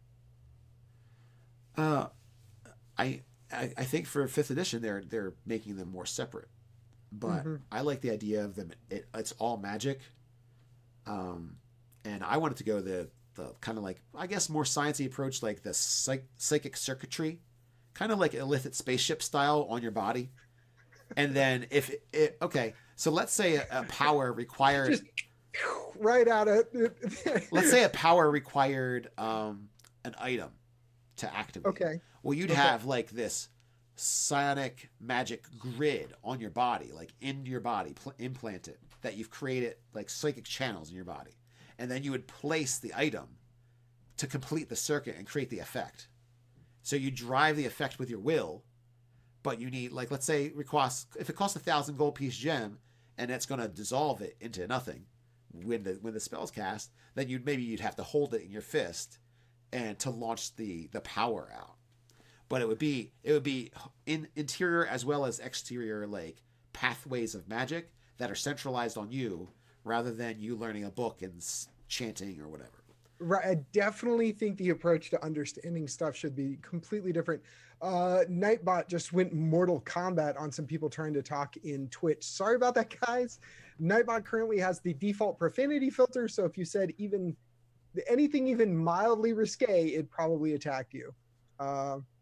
Okay, all I know is if I don't get my Artificer Mystic and Psionic Artificer soon, I'm going back to WoW. That's Shaman Mill. I can tell you want them pretty fiercely if you're willing to go back to WoW instead of D&D. I get very frustrated with Mystics beyond level 10. It is like a full caster class limited to level 5 and never reaching the high power levels. So you feel like they don't actually get nasty enough. Okay. Oh, magic tattoos or Eberron symbiotes. I've always loved the idea of symbiotes. I read a comic book for a really long time where everyone got their superpowers from crazy gigantic symbiotes and stuff. I love that stuff. Magic tattoos. I think magic tattoos are kind of like the circuit board, like psionic thing I was considering. Is that kind of pretzel bomb. So you turn yourself into a magical computer and use items as circuit boards, focusing lenses. Yeah, pretty much. But it's developed through like your understanding. It's like monkish in the way that it's developed through your understanding and intuition, and your crafting of this, what I call the psychic well of power. So I called the psychic well is basically your pool of points, and a point is a dram. So it's like drawing a dram out or a unit of water. Interesting. So like there's a whole metaphoric thing going on with psionics that I've got going on. No, strong argument. No, I just like, I'm wondering, and you have to be careful if you've ever had players like me. If you say a dram, that's an actual measurable quantity, which kind of insinuates that you could like stick a thing in someone and go and suck out some psionic energy for like, excellent, a few more of these and we'll be full. That's what happens when the Thought Eater comes to your door. Exactly. It sips off some drams. Low magic zone causing a headache for those who use psionics or just a really sore body. A hybrid of a psi warrior and tattooed monk. Janderline earlier brought up Psylocke. I don't know if anybody remembers early Psylocke and late Psylocke in the Marvel Universe. Late Psylocke has like crazy psychic energy stabby things. So Shoto Kondo, gotta go. Catch y'all later. Love your channel on the YouTubes. Talk to you later, man. Thanks for hanging out. Yep, thanks for coming around. You could actually could in one of my D&D games. I like the idea of binding the ability to something. And I like the direction you're going in with that, but I would want to like really flesh that out. Like I'd want to go hardcore storyline, flesh that out. Why is it there? What's it do exactly? What's its interaction with other people and things? How'd it come to be? You know what I mean? Like really, really go deep on that. Maybe that's a world building exercise. We could do that when we do the Thrycreen Empire wastes for world building. He never tells me about these things, and then he lays something on me like that. Right. The Thrycreen Empire wastes. Prep for Sunday, the chaos waste of the ancient Thrycreen Empire. Oh, that's a good idea. So, Dawnforge cast. No, it wasn't just a topic on science, but we were doing science magic, and it kind of went in all the way around, and after an hour and a half, we ended up on Psionics. This is what we're supposed to be doing. This is the goal. Have a conversation with people that want to just geek out about D&D. I like the idea of a separate source of magic for bards. I think some kind of harmonics, resonance of the world, or the song of creation, that kind of concept. Like it's kind of Tolkien. I always liked using true names. Like bards were able to speak words that other people couldn't. A true name of a demon, or the true name of like a spirit of life or something like that. Oh, Jardon's Psionics are essentially like an unwilling warlock pact with an illithid lord. For anybody who wants to check more of that out, there's Safer Dice, another Twitch channel, which Nerdarchy and Dawnforgecast has been on, and Taking 20, Cody from Taking 20 has been on, and also WebDM guys have been on over there as well. So that's something to check out. Oh, Dawnforgecast, Name of the Wind, Patrick Ruffus stuff, awesome. I haven't read the third book. I don't know if it's out, but the two books were great. Chimparzan said bards have to harmonize with the spirit. I just like the idea of bards being attached to something. It just, there's so many different versions. We have 2 minutes left. They're in tune. Not out. The third one's not out. Name of the Wind, A Wise Man's Fear, and I don't remember what the third one's supposed to be called, but if it goes the way that it's gone so far, for those who don't know, Patrick Ruffus did a really nice series of books that I liked anyway. And the first one's called The Name of the Wind, and there's that like true name kind of magic in it. So that's definitely kind of bardic in the way some of the characters learn different skills at the places, and the way you can make magical. Actually, it'd be really good to kind of see how magical tinkering and alchemical stuff and the types of magics that are available all kind of mix and mash in there. So that could be a pretty cool campaign setting, I think, for a type of magic overtaking or superseding the development of technology, because it becomes kind of like a certain type of science in and of its own. Weird. If you like weird but poetic writing and getting in the mind of an unusual person, then you might enjoy The Slow Regard of Silent Things. Oh yeah. That's the short book like the novella or whatever, right? I feel like I read that a long time ago. Well, I don't know. It's kind of all mashing together the time frame on when I read those books. But the funny thing about those books is the audio version of the second book, it's supposed to be told in a day, and the audio is over 24 hours.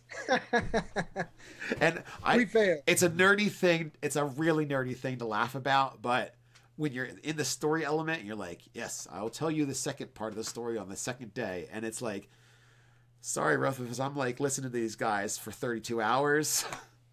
It's been a long day. So we're going to be doing this again next Sunday? Yes. Well, so this Sunday coming up, we're going to do. Let's do the wastes.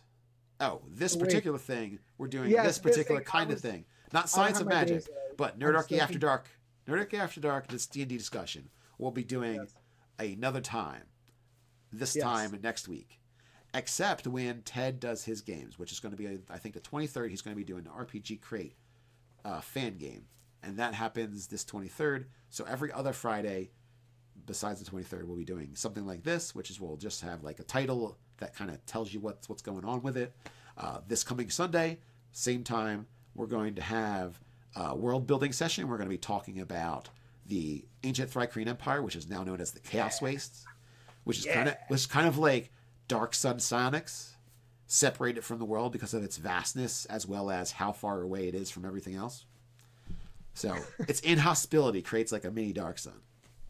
Fierce Hats wants, or Fierce Hats, see, I'm all kinds of turned around today. Fierce Mushroom wants us to wear funny hats next time. So. Well, I don't own many funny hats, but I did acquire some. I have an endless supply of beanies. That's littered forever. I don't have an endless supply, but I'm sure I have one or two around. Oh yeah, Dawn Forgecast, the name, the world building and the name of the wind is great. Yeah. And the mythos that it's got in it, I really like it. I'm interested. I'm going to actually listen to them again so that I can get prepped for whenever the third book comes out. So thanks for joining us, everybody. Again, we're going to be doing this Sunday, Thursday, and Friday at this time, just in different types of forms. So this Sunday, we're going to be doing world building. Thursday is Monster Mash, where we take 2 different monsters. Sometimes we choose them, sometimes the audience does, and sometimes we randomly pick them. Mash them together and see what sticks and what doesn't. And then Friday, we just kind of do a catch-all, whatever the heck we feel like talking about, Nerdarchy After Dark session. So let us know what you think in the comments below. If you check out all of our YouTube videos, we've got 2,500 videos over there. Quite a library of all different kinds of nerdy stuff. And let us know what you think. And until next time, stay nerdy. Stay nerdy.